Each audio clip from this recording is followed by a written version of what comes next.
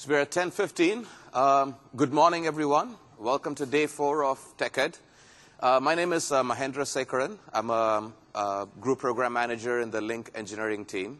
And I've been working on Lync since the time it was called Live Communication Server, like 7-8 years ago.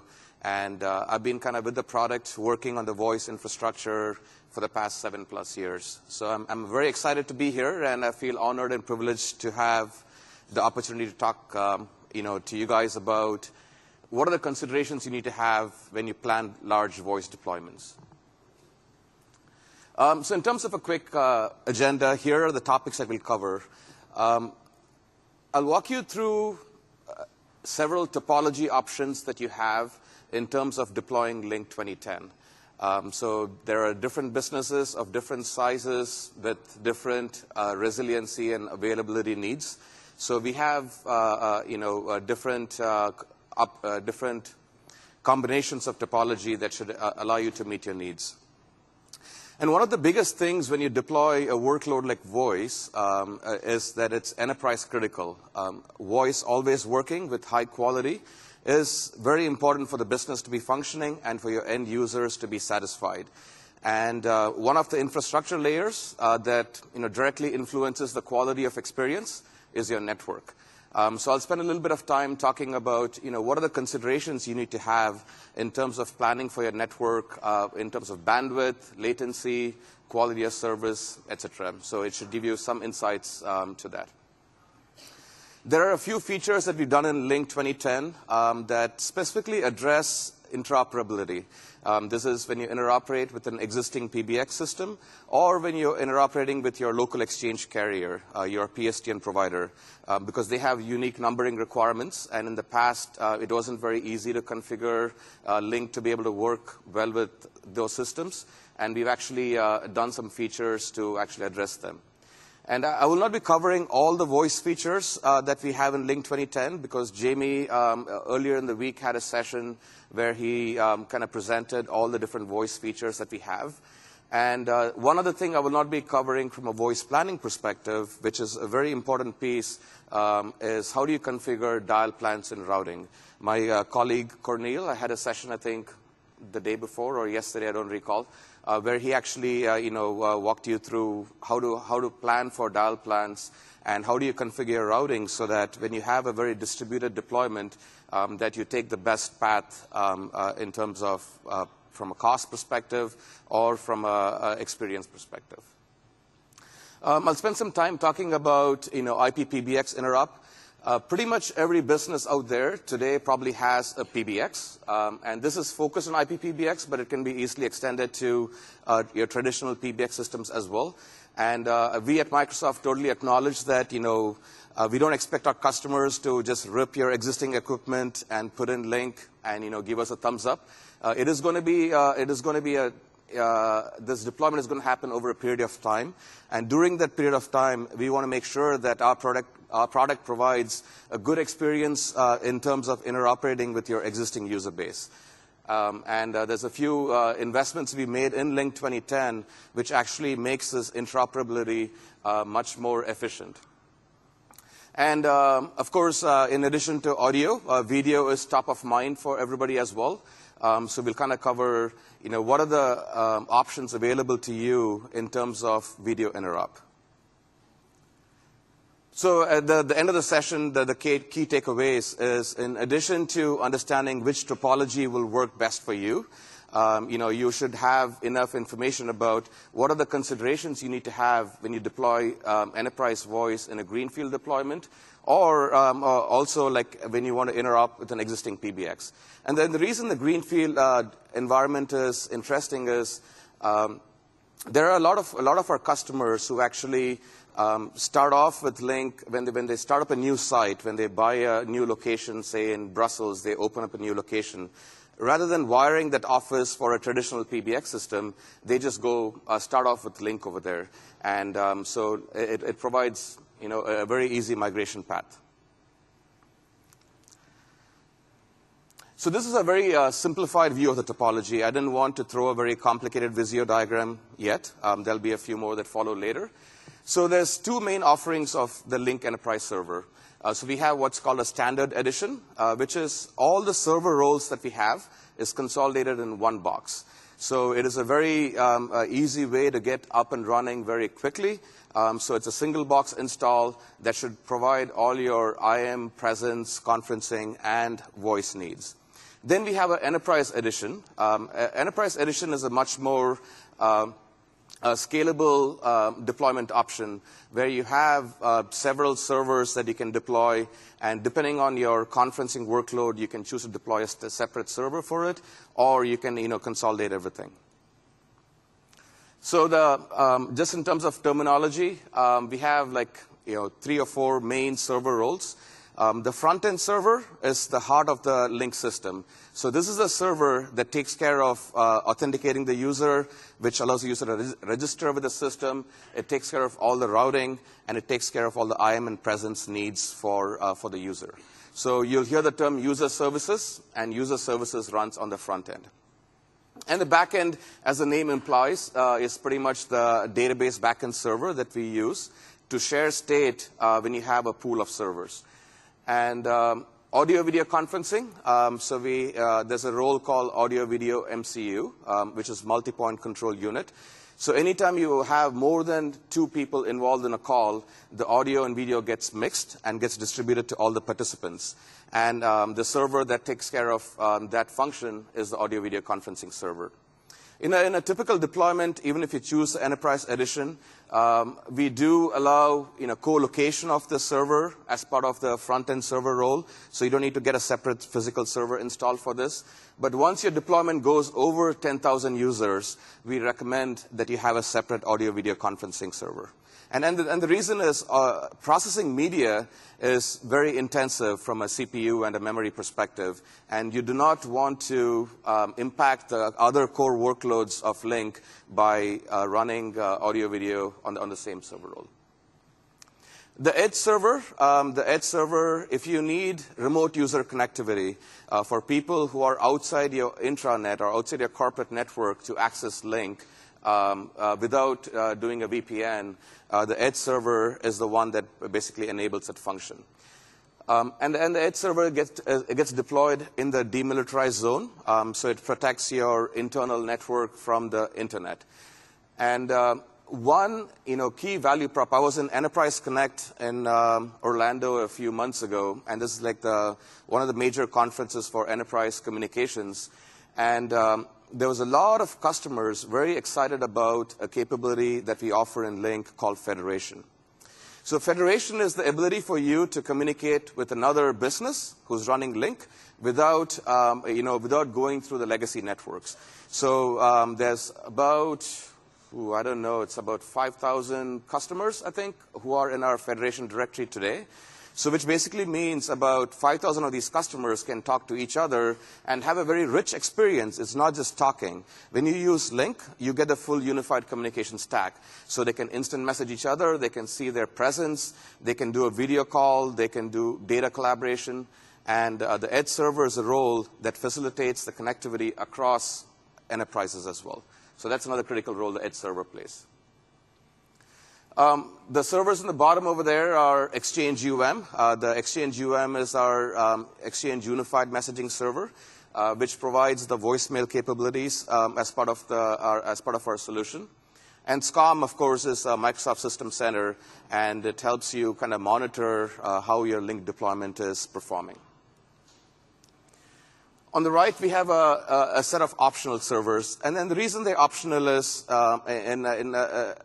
several large deployments, particularly when you deploy a workload like voice, some of these may become mandatory, but you do have a choice of deploying or not deploying.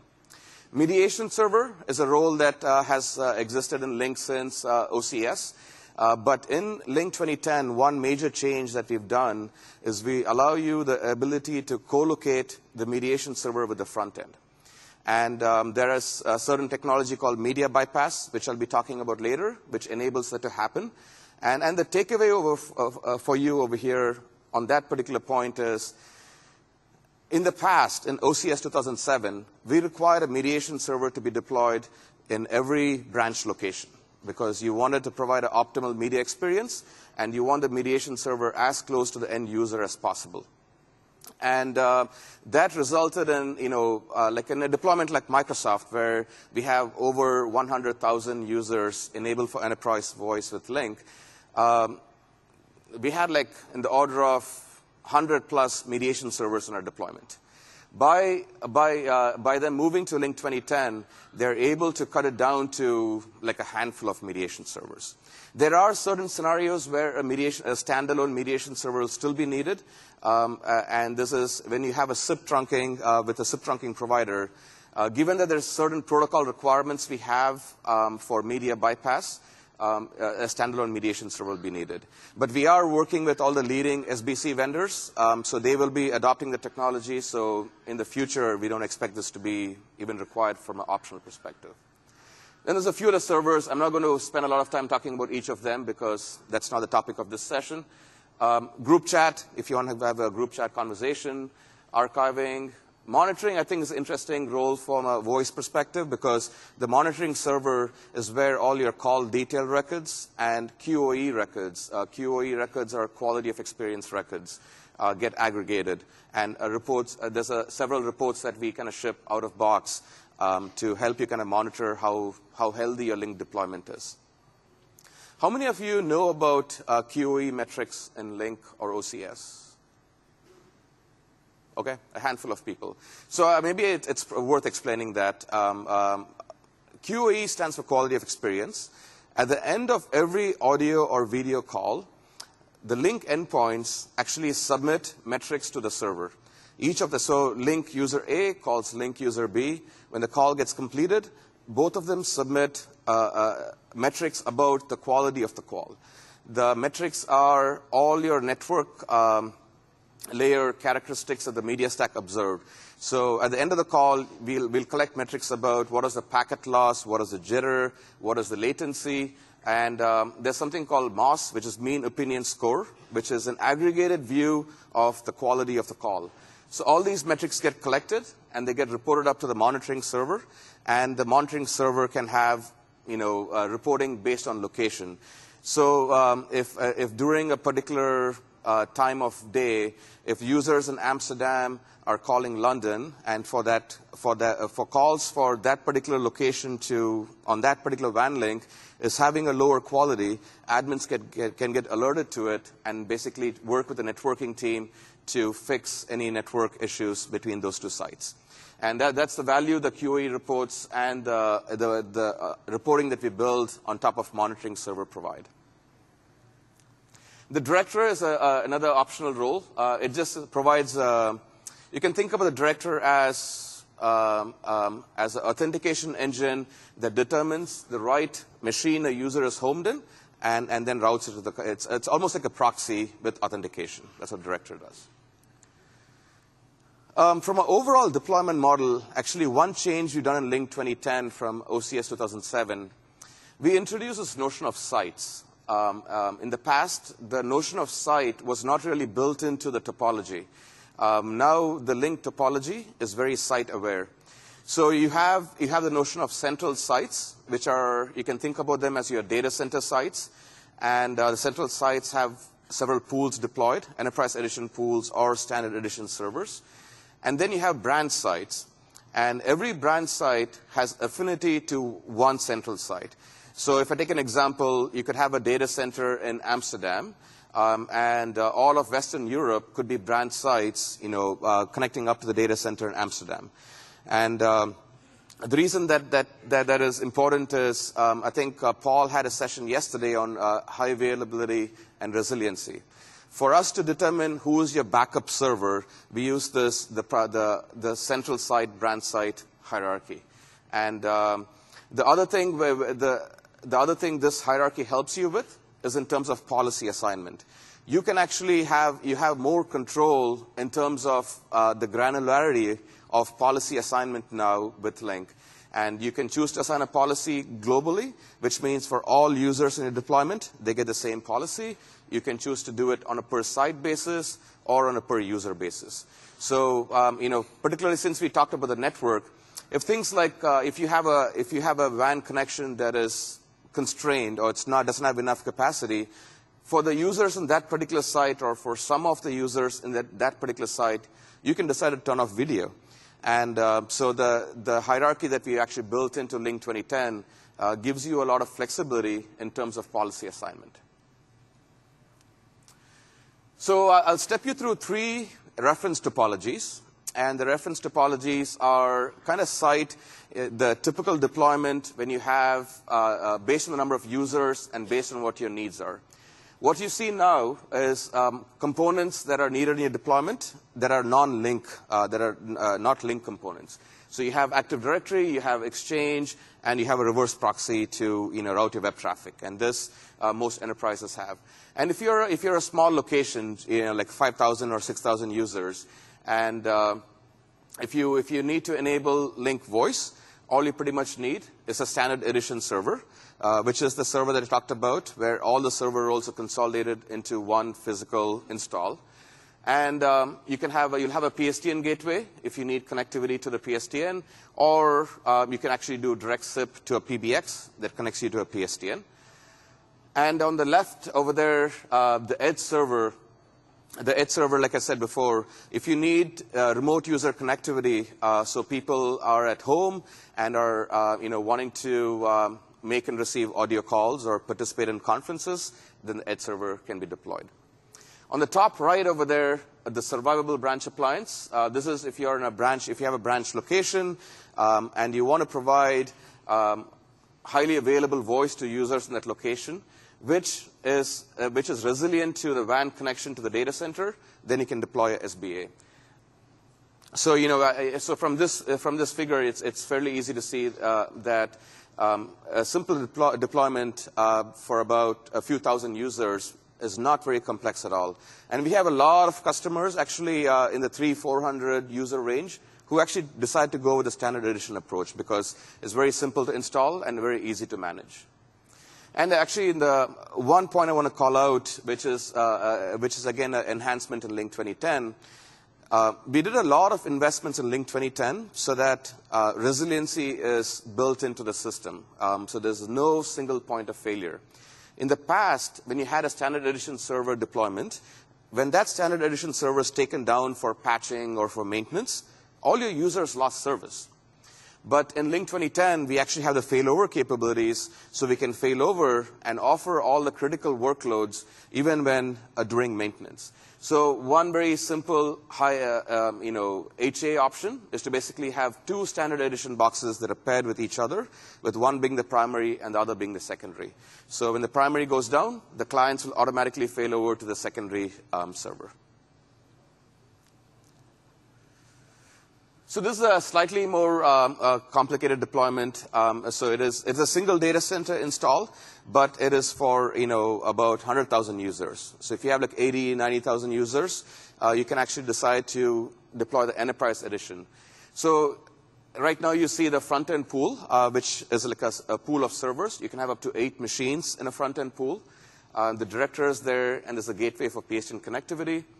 If you need audio-video conferencing, at this scale, about 100,000 users or 90,000 users, you can actually decide to deploy AV conferencing pool. And the monitoring pool is deployed for monitoring. The reason that the number of machines is just 2 in the front-end pool, and each of the machines and each of the other pools is mainly for high availability. And each front-end machine can handle up to 10,000 users. So if you have a 20,000 user deployment and high availability is very critical for you, this is probably the way to go. Basically taking an enterprise edition, deploying 2 or 3 front ends, and then deploying standalone monitoring pools. One thing you'll notice over here in this figure is the mediation server is not shown in the topology because it is co-located with the front end pool. And if you have 1 or more branches, you can deploy SBA in a branch. And the second branch, I want to kind of call out why there is no SBA there, is because if you have a resilient WAN connection, which basically means you have more than one network connection from the branch side to the data center, there's really no need to deploy a SBA. Your network resiliency should provide you the resiliency that you need, which is why the branch 2 has just PSTN gateway, but no SBA. You still need a PSTN gateway there in most cases, because if the branch over here is in Belgium, from an example perspective, the local DIDs for Belgium will have to terminate in country.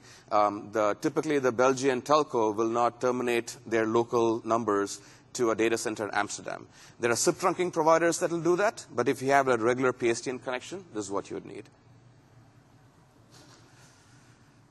This is probably a more complex topology when you have multiple data centers and multiple branch locations. So I'm not going to talk through the whole thing, but probably one point to note is over here. You see that I have a SIP trunk deployed in one of these data centers.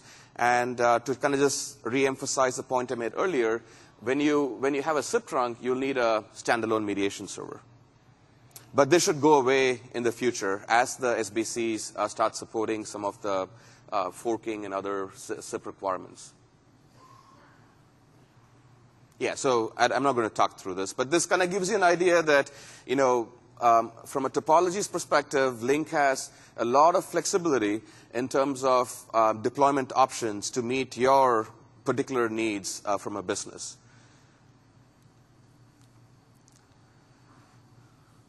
I'm not going to talk through the slide in detail because Jamie covered this in quite a bit of detail in his earlier session. But the reason I want to kind of put it up here is when people deploy real-time communications, there is an impact on your network. Because every time I have to do voice, now it's going to go over your existing data network. When I want to do video, it's going to go through your data network. One thing that's not called out over here, which is actually even more impactful on your data network, is we have this thing called application sharing. And when I do application sharing or desktop sharing, so when I'm collaborating with another individual, depending on my screen resolution, I can actually be pushing, I may actually require a bandwidth of about, like 400 to 2 megabits per second. And though there is a lot of value in you deploying deploying unified communications, you need to plan very carefully to make sure that your network is ready for Lync and is ready for the workload that we're going to throw at it before you deploy. And I can cite some customer examples where when it's done right, it's works flawlessly. Sprint is a large telco in the US, and over a span of very short span, about a few months, they actually deployed Lync Voice for all 40,000 of their users. And they actually did a lot of network planning and network assessment, and the quality that all the users are getting is like super high. And we actually did a survey of the customer satisfaction in Sprint, and they are very, very happy with their deployment. And there are other customers who've actually not done appropriate planning, and they deploy Lync, and then they see that, hey, my users in this particular site are complaining about quality, the calls are dropping, and you don't want to get into that spot. So, I think the call out over here to you is to make sure that you make sure your network is ready, right? So this kind of gives you, from our network planning considerations, we have actually, in the product, we built a lot of technology into the product so our media stack can adapt to changing network conditions. So if you start off with available bandwidth of, 80 or 90 kilobits per second, we will use a higher bitrate codec. And as the network conditions deteriorate, we can actually adapt. So that is, that's something that we built into the product, which you can leverage. But it's still important to, the 4 steps that I would like to kind of call out from your network perspective is plan, depending on the number of users you want to deploy Lync for, where they are located, what is the kind of workload that they have, plan appropriately. Assess the network. See how your network is performing today. There's always this, I don't know how it's in Europe, but from an organization perspective, in North America, we've seen that the telecom engineers and the network departments are typically different organizations. And you need to have the conversation with your networking team to make sure that the network, if they know of any particular bottlenecks from a network perspective, and share with them, here's the bandwidth I expect to put on the network from Lync and get their feedback. And configure the network. What I mean by configure over here is, so configure the network infrastructure for quality of service. So make sure that you prioritize your audio and video traffic so they get put in the EF queue, and that way your routers and switches will not be dropping packets. Anytime a packet gets dropped, and it gets dropped very frequently, people on the other side are going to hear clipping, there's going to be choppy audio, and the experience is not going to be good, right? So I'm going to quickly switch over and show you a demo of this tool that we built. It's called the Bandwidth Calculator, and it's available for download from TechNet. So you just search for Lync Bandwidth Calculator, and it's a very complex Excel-based tool where you can input several things, and it'll tell you the expected load on the network.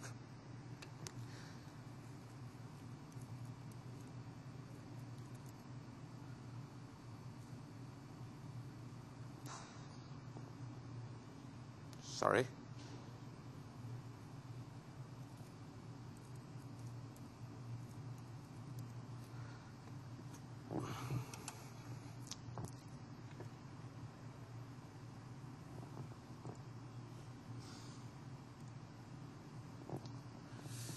The font may be too small, so let me see. All right. So this is a flow chart of what you need to do from a bandwidth calculator perspective. There are certain global parameters that you can configure, and I'll step you through some of them. I'll not spend too much time on the tool, but I'll walk you through enough of it so you have an idea about the capabilities. So there are certain parameters that you can configure. You define your central sites. So the central sites are your data center sites. In which locations are you going to have your data centers? Then you define your branch sites. So this is where the different locations that's going to be connecting to each data center site. Customize the usage models. What we have in the tool is a usage model that we've actually built based on data that we have from several large deployments. So if your if your user base has a unique kind of usage model where they may be using PSTN audio very high, or they don't use PSTN audio but they use data collaboration very high, then you can actually customize the usage model based on what you see in your user data. But make sure that you have data in terms of if you do some analysis on the Lync call detailed records, it'll give you an idea about the workloads that people typically use, and you can use that to configure and customize your usage models. Once you customize the usage models, you can actually customize the personas. So we actually, in the tool, we have about 10 personas. And what we've seen is, even if you have an enterprise that's 200,000 users, the profile that the usage profile of a user can be mapped typically to between 5 and 8 personas. But we allow up to 10, so you can actually define different personas. And once you do the personas, what you kind of do is you assign for each site. You can then say, in Amsterdam, I'm going to have 2,000 people who are very IM-oriented personas. There's going to be 5,000 people who are very conferencing heavy, and you input the data into this tool.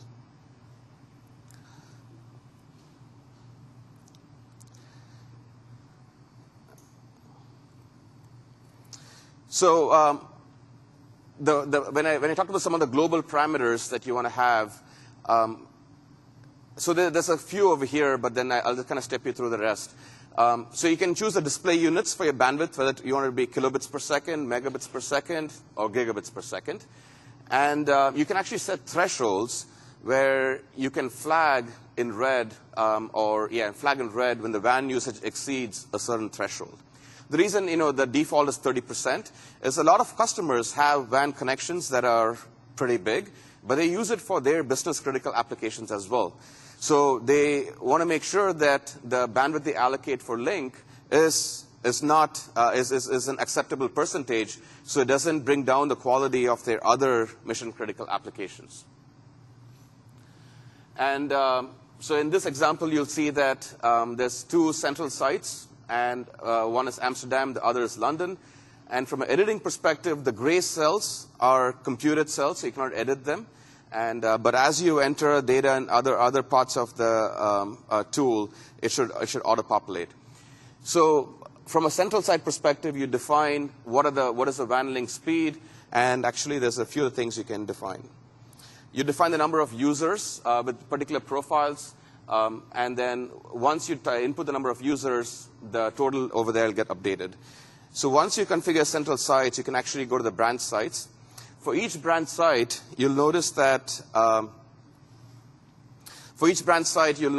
there is a central site that is providing user services. By user services, I mean that that's a service that provides your presence and conferencing capabilities. So this is how you pair a branch site to a central site. So for example, in this example, the Rotterdam site actually is affinitized with the Amsterdam data center site. And you have a WAN connection between those two, and you can actually specify the bandwidth for that particular WAN connection as well. And in this example, the WAN link speed is 100 megabits per second, and the bandwidth allocated to RTC traffic is 50 megabits per second. So once you have this data, and once you input your network data, you can kind of go into the persona definitions. So actually, one point in the persona definition is you want to think about what's called concurrency. Concurrency is when I have 1,000 user deployment, at any particular time, how many of these users do I expect to concurrently make a call or receive a call or be on a PSTN call? So the values that we have here are, again, value based on a lot of data mining and analysis that we've done from a lot of large deployments. So the typical PSTN audio is, and this is again like a standard in the industry as well. When you have 1,000 users, you plan for a 10% concurrency, which means you may have like 100 active calls at any particular time. And depending again on your usage, you can change this around, and that'll have a direct impact on the bandwidth. So once you do that, you can actually go define your personas. And here we have some sample personas, and you can actually choose, whether their IM and presence usage is going to be medium, low, medium, or high.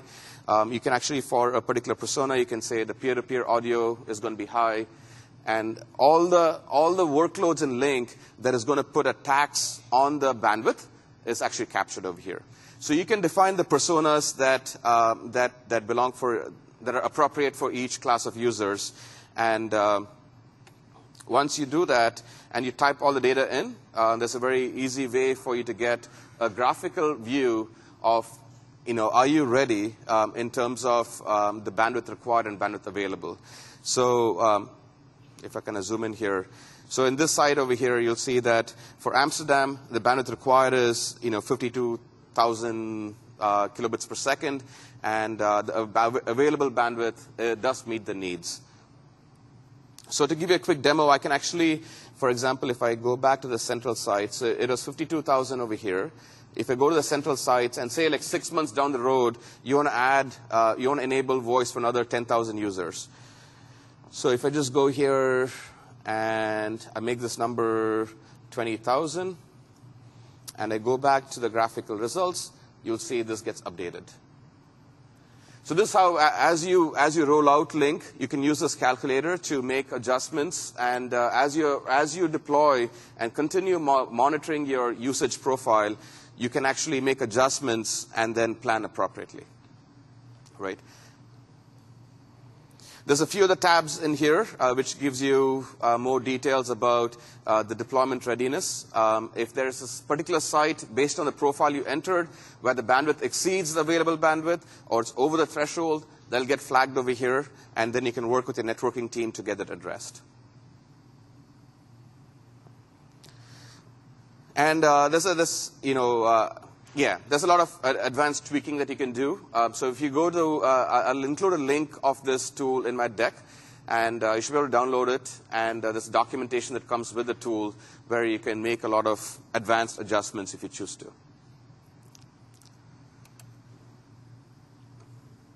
So there you go. So now that we've done the bandwidth calculator, I've shown you the bandwidth calculator to estimate Lync traffic.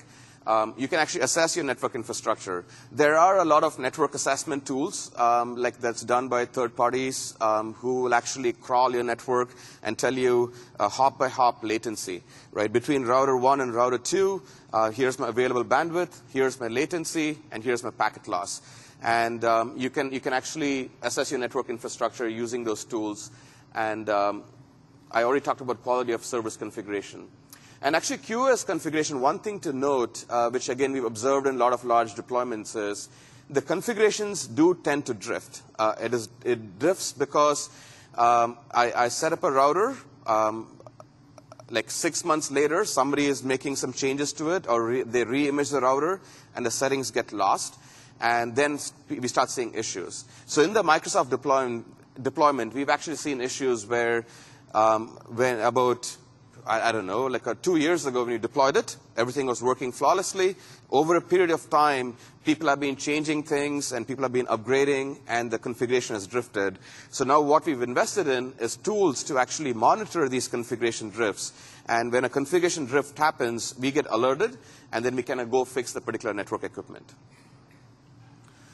If you have a constrained link, consider deploying CAC. Not consider. I would seriously recommend configuring CAC. CAC stands for Call Admission Control. It is a way Lync allows you to define network links in Lync. And you can actually decide that on this particular link, I'm only going to allow 5 calls. And the 6th call, you can choose a route over the PSTN. Right? So it's the CAC capabilities that we offer in Lync is quite advanced, and it should help in bandwidth-constrained links.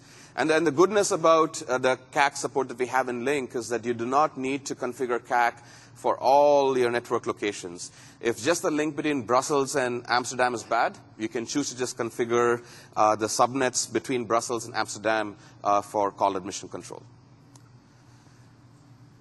And the last note, again, it's something to consider. If you have IPsec, we recommend disabling IPsec for particular ports that use audio-video traffic. And then the reason is the number one reason for quality issues in voice is latency. And when you have IPsec enabled, it basically delays the negotiation of the media ports. And we've seen that has a lot of impact on quality. So we have a lot of detailed documentation in TechEd about how to create port exceptions for IPsec. And one other point that I missed calling out earlier is we recommend the recommended value for end-to-end latency for the media path is about 150 milliseconds. So if the latency becomes very high, you're going to have a lot of delay, you're going to have a lot of clipping in the audio, and the default human expectation is humans actually operate very well in a very natural way if the latency is less than about 200 milliseconds. Once it goes beyond that, we start noticing. And when people start noticing and it's not good, they're going to complain to you. And then you're going to get asked about, hey, why didn't we think about this? So which is why the network planning is quite critical. Yes? You had a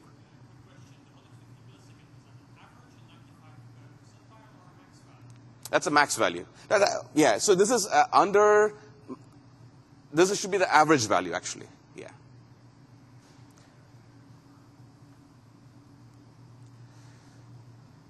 So any questions on the network before I move on? Because I think the next topic will be more about PBX interop. Okay, so maybe I'll leave like about 5 to 10 minutes at the end for some additional questions. These are some features that we added in terms of that help specifically with interoping with PBXs or PSTN gateways. In the past, Lync always used to convert a number to E.164.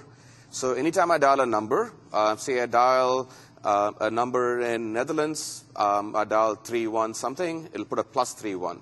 But the local carrier over here may require us to remove the country code and just put a 0 in front of the national prefix. And there was no easy way to do this in Lync. So you had to go configure each gateway to do this.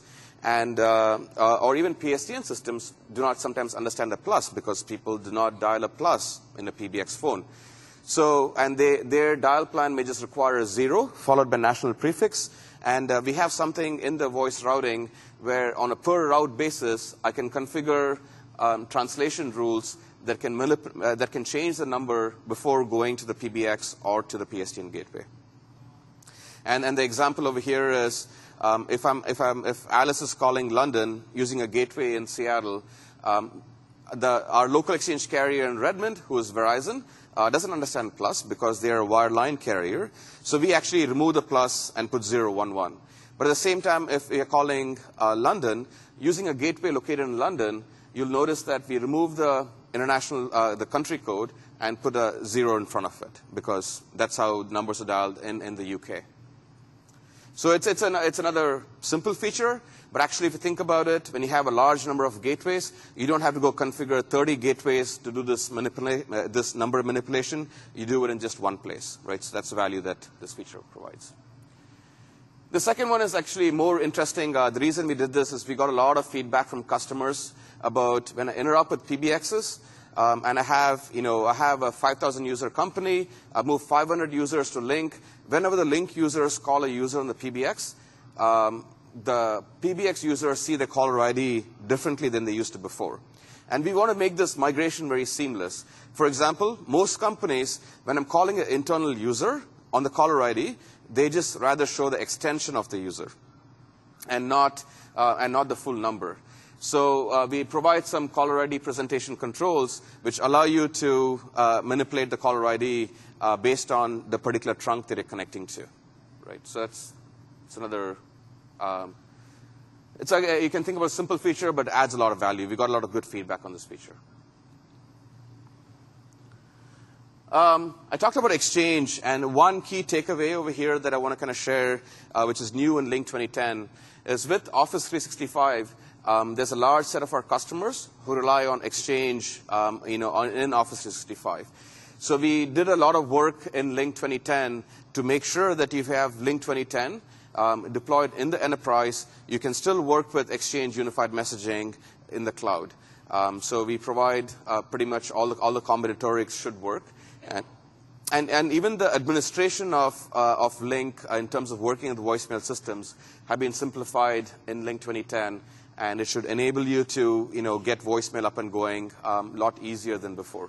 So there's no more reliance on, in the past we used to rely on Active Directory. We used to kind of go through the whole Active Directory objects, get all the Exchange dial plans, find the Exchange servers, and then connect to Exchange But in the new model, we have the way we connect to Exchange in the cloud is just like how we do federation.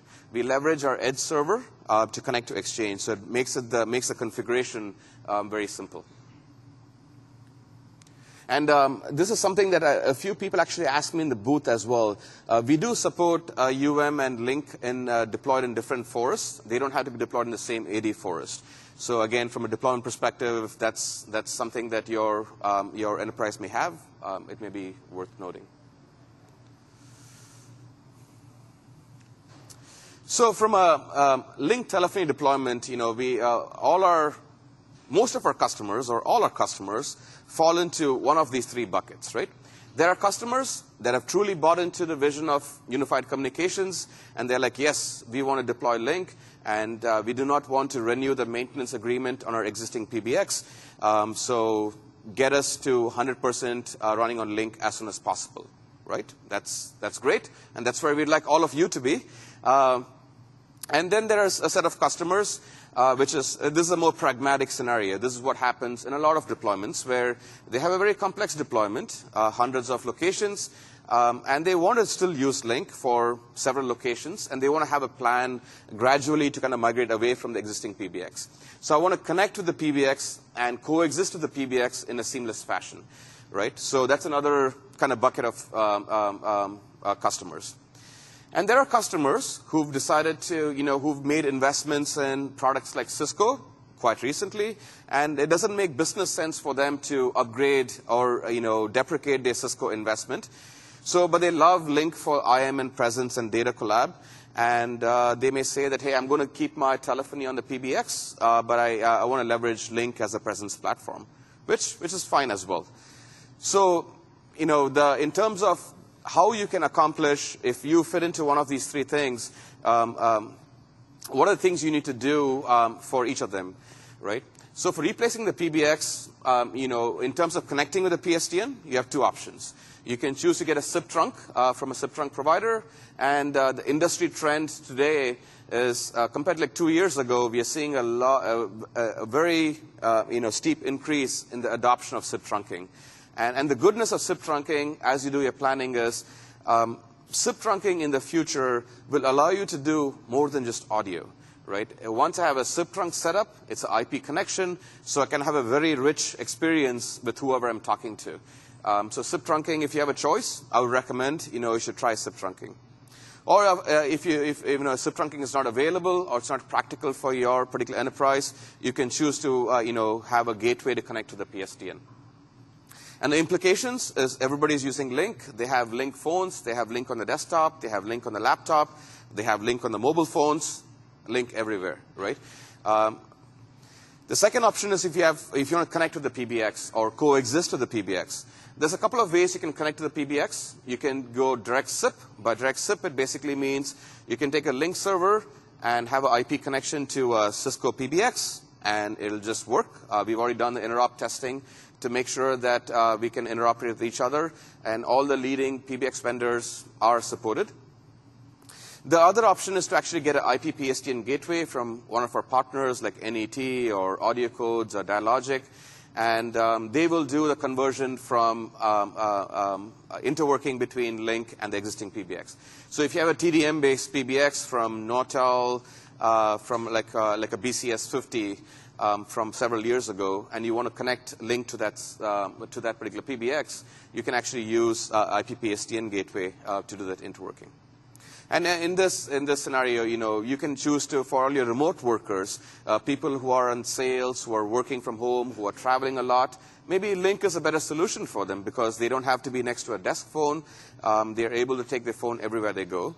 And for more desk-bound workers, maybe they remain on the PBX. Of course, the last one, the net result is you're going to have like separate vendors for different parts of your UC stack, like voice provided by somebody, maybe video provided by somebody else, and then IM and presence provided by us. And it just adds complications in terms of support and maintenance. And the overall TCO, from some rough calculations we've done, is that it actually increases it by a significant percentage.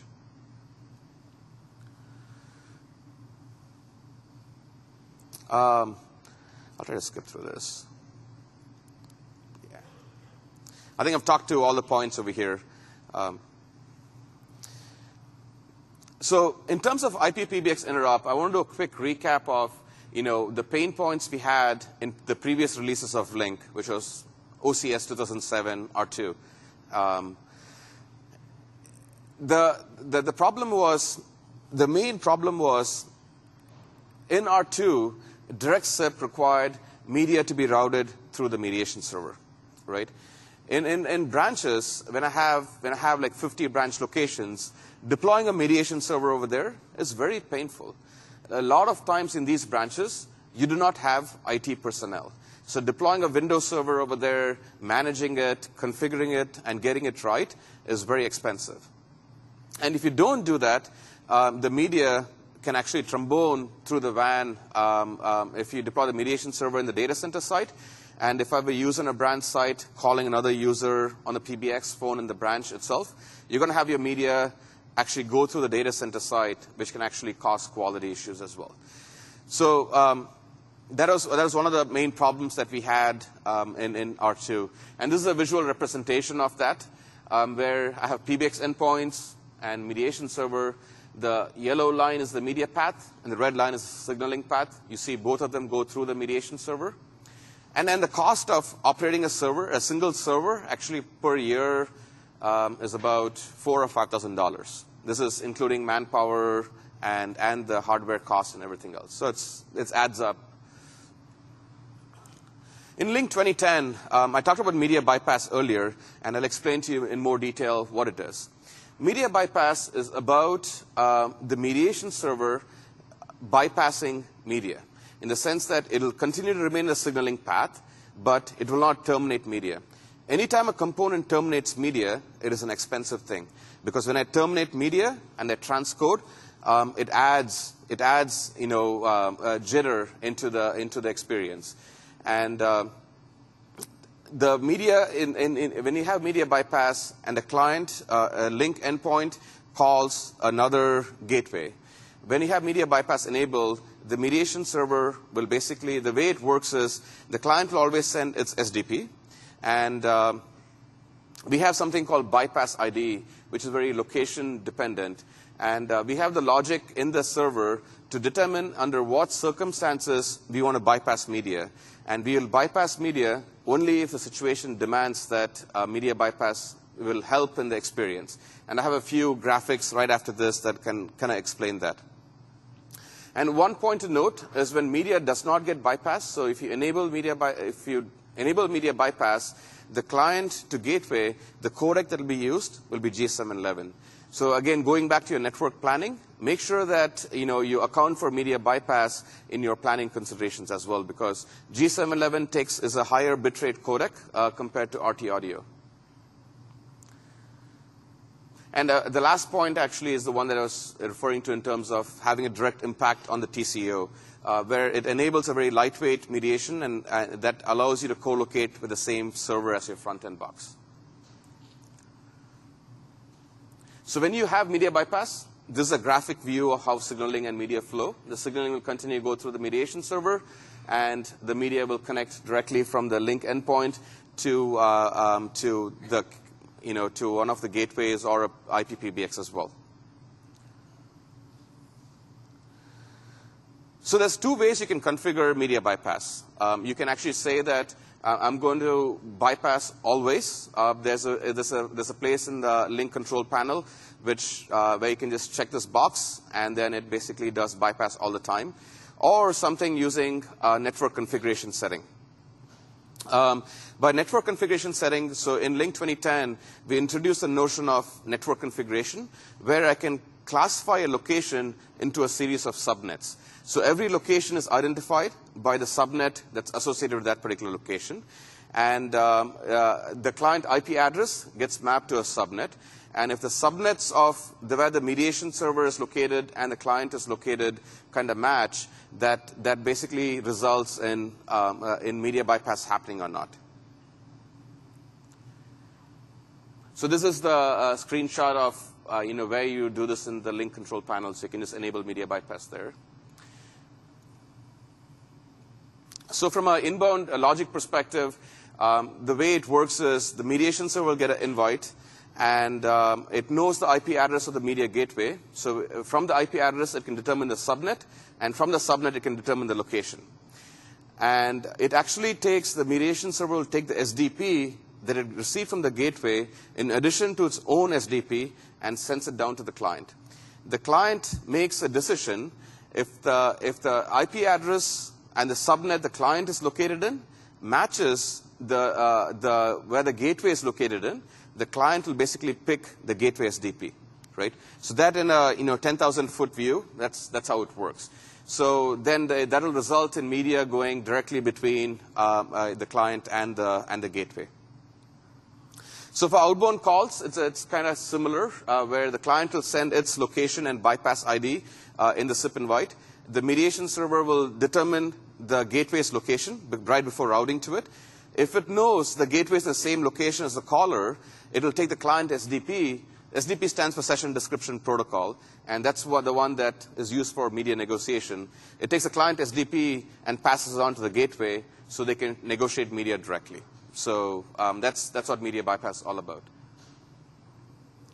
So there's a list of our gateway, all our gateway partners support media bypass, and you can get the complete list in the OIP page. OIP stands for Open Interoperability Program. So if you just search for Microsoft Open Lync Interoperability Program, you should get the list of all the vendors that do support.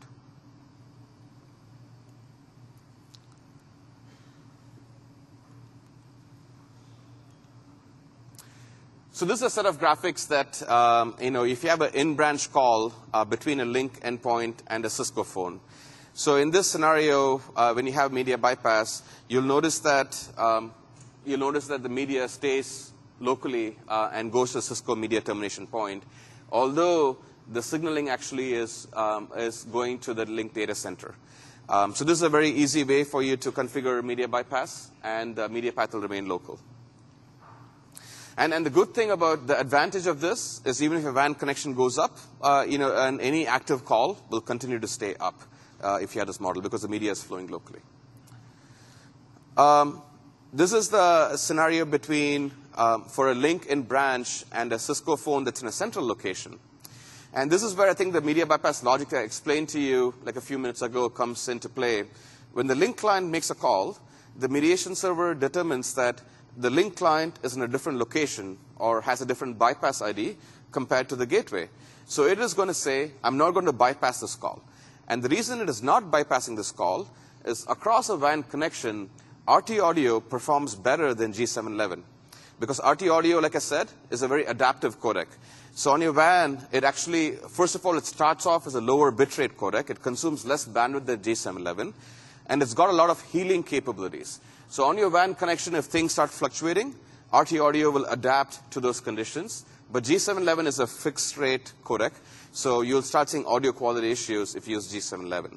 And that is the reason why we actually do not bypass if you're going across a WAN. So this is a branch call with local resiliency. If you deploy a Lync SBA and you have a Lync endpoint in the branch calling another Cisco endpoint, you'll notice that the media remains local and the signaling flows through the Lync server.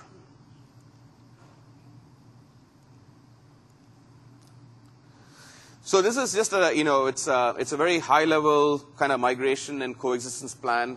When you're working with Cisco,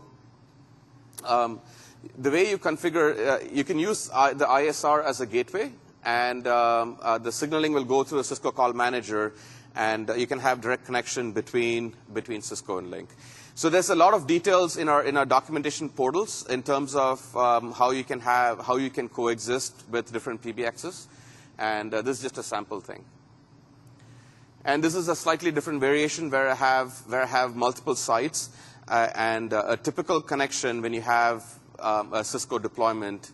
And because Cisco, actually one thing to note is the way Cisco gets deployed is Cisco deploys its call managers in a central location, and they deploy what are called these media termination points in distributed locations. And so the graphic over here kind of represents how Lync can be deployed to coexist with that kind of a deployment and still leverage the MTP for media bypass.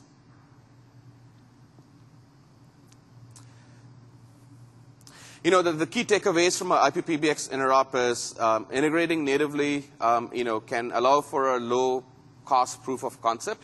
So if you want to start off your migration with, say, 100 users, you don't want to be ripping and replacing any equipment yet. What we just talked about should kind of help you get up and going very fast. And the one thing you want to make sure is people in your enterprise have a very seamless experience as they go through this migration. In terms of the people who are not migrated should not be able to tell, hey, why is the behavior when you call me different than before? So you want to make sure the experience is kind of seamless. And you also want to plan for long-term coexistence. What that means is if you want to think ahead in terms of 3 to 5 years from now, who do you want to be as your signaling or media hub? And plan your network and your session managers appropriately, right? And with media bypass, there are a few benefits where you can actually start off without any additional hardware. You can actually have a CPU-less deployment in all your branch locations. And again, I don't want to reiterate the media path optimization. But anytime the shorter the media path, the better the quality. So you want to always get the best, the most optimal media path. So I'll spend a few minutes talking about the Lync video strategy. Video is actually rounding the curve in terms of adoption. Over the last couple of years, use of video in meetings and in peer-to-peer sessions is actually growing very dramatically. I know like 15, 20 years ago, we used to have these video phones, which never really took off. But I think now is when the world is ready for video. And enterprises are using video more and more often to have a very connected experience with people. A lot of people work remotely these days. And if I participate in a meeting when I have video on and I'm remote, and or when I participate in a meeting when I don't have video on, my attention span is very different, right? When I have video on, I know people are watching me, and I need to be professional. I need to be focused. But if I don't have video on, I can very easily get distracted, and so overall, it does help in productivity as well, right? So we at Microsoft truly believe that video should be a very high-quality experience, which is why Lync does support high-definition video. And it should be at a low cost. We don't want to have, like solutions that requires hundreds of thousands of dollars to have a dedicated room to set up video. We want it to be a very natural experience that's available on every desktop. At the same time, we also want to make sure the meeting room experience is actually quite powerful as well. We want to make sure that we can interoperate with any existing meeting room systems, because a lot of customers have made investments in video conferencing systems from Tandberg or Polycom and have meeting rooms set up with that. When you adopt Lync, we want to make sure that a user in Lync can participate in one of those meetings and vice versa, right? So there's two main approaches that we have in terms of video interop. So we have what is called direct registration. Some of our partners actually do this today, where the VTC endpoints actually appear as local contacts in Lync, and they can actually register with Lync directly as well.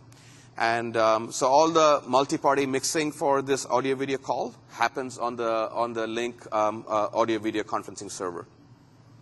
So in this model, the Polycom endpoints, Polycom is one of the partners who's built these native endpoints. It just look like any other Lync endpoint where I'm able to ping them, talk to them. So I go into a meeting room, there's this video conferencing, video phone sitting there. I'm able to just call somebody and have a video conversation with them, just like I can call Lync. And there's some of the partner names over there. And in terms of interworking with existing video systems, our partners like Radvision and even Tandberg, now they are no longer, I don't know, since Cisco bought them, they still offer video gateways which can actually interoperate with any video room system. And actually the analogy I draw to our video interop is very similar to a PBX interop.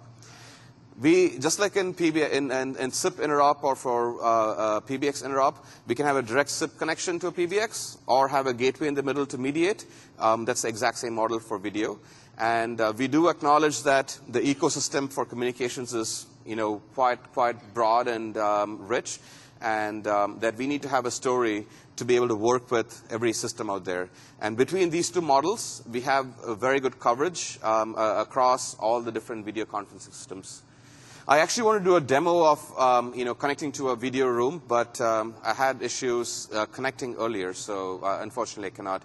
But we have videos of how our video interop work, and I'll see if I can include a link to that in the slide deck, so you'll have access to it later. So with that, so we're about 10 minutes to the bottom of the session. I thought I'll just do a quick recap. Lync 2010, I think, supports a variety of topologies. It's pretty much like depending on your business needs, you can pick the right level of topology, the right combination of deployments to meet your business needs. And although Lync has a lot of very powerful technology to adapt to your network, but I just want to reiterate, make sure that you plan and assess your network thoroughly before deploying Lync to a very large number of users. If it's a few hundred users, probably the traffic will not matter. But when you go to the scale of thousands, that's when you start seeing an impact. And in terms of interop, there's a few features we've added, and the other voice features together should provide a pretty rich experience from a voice perspective. In terms of IP-PBX interop, Lync 2010 offers a lot of flexibility in terms of the connections. Our direct SIP ecosystem has increased, as well as media bypass can help you lower TCO. And in terms of video, we have a pretty good strategy in terms of native integration with several of the video solutions, or interop through a gateway, right? With that, I want to thank you for taking the time. I know it's been a long week. You guys must have a lot of information floating through your brains. So thanks for taking the time to attend this session. And I would seriously and very sincerely appreciate any feedback that you have. So please do take the time to complete your evals, because that'll kind of help inform us about the quality of my presentation, the quality of the content, and we can make adjustments as we go forward. So thank you, and enjoy the rest of the day.